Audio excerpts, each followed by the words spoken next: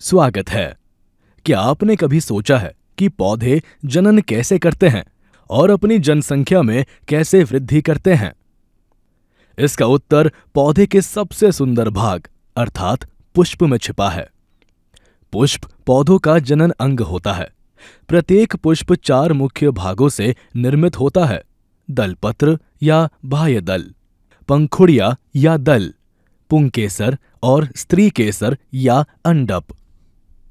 अब चलिए इन भागों को बाहर से अंदर की ओर समझते हैं। हरे रंग के सबसे बाहरी आवरण को दलपत्र या बाह्य दल कहते हैं, जो पुष्प की कली को इसके खिलने से पूर्व सुरक्षा प्रदान करते हैं। इसके भीतर होती है पंखुड़िया, जो अक्सर रंग बिरंगी और सुगंधित होती है ताकि वे कीटों और पक्षियों को परागण के लिए आकर्षित कर सकें। दलपत्र और पंखुड़िया पुष्प के अलैंगिक अंग होते हैं। अब समझते हैं पुष्प के जनन अंगों को: पुंकेसर और स्त्री केसर। पुंकेसर पौधे का नर जनन अंग होता है। यह 2 भागों से बना होता है: तंतु और परागकोश।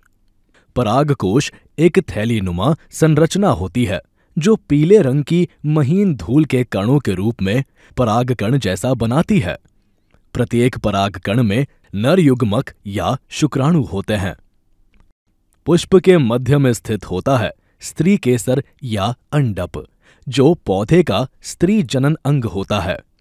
यह 3 भागों से मिलकर निर्मित होता है: शीर्ष पर वर्तिकाग्र, जो अक्सर चिपचिपा होता है ताकि परागकणों को पकड़ सके, एक वर्तिका, एक बेलनाकार वृंत एवं आधार पर अंडाशय, जिसमें छोटे छोटे बीजाणु या अंडाणु होते हैं जो आगे चलकर बीज में निर्मित होते हैं। प्रत्येक अंडाणु में एक मादा युग्मक या अंड कोशिका होती है। लेकिन ध्यान दें, सभी पुष्प समान नहीं होते। कुछ पुष्प एक लिंगी होते हैं।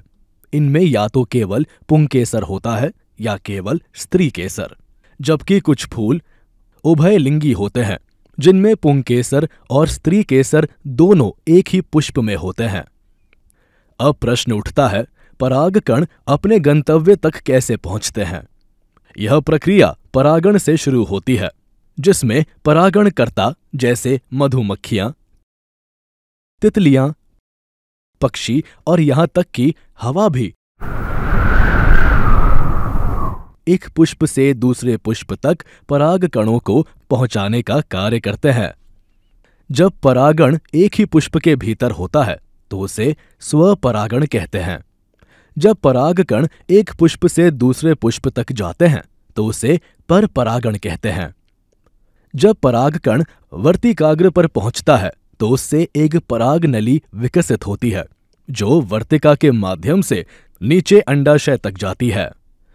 यहां नर युग्मक और मादा युग्मक मिलकर निषेचन की प्रक्रिया पूर्ण करते हैं।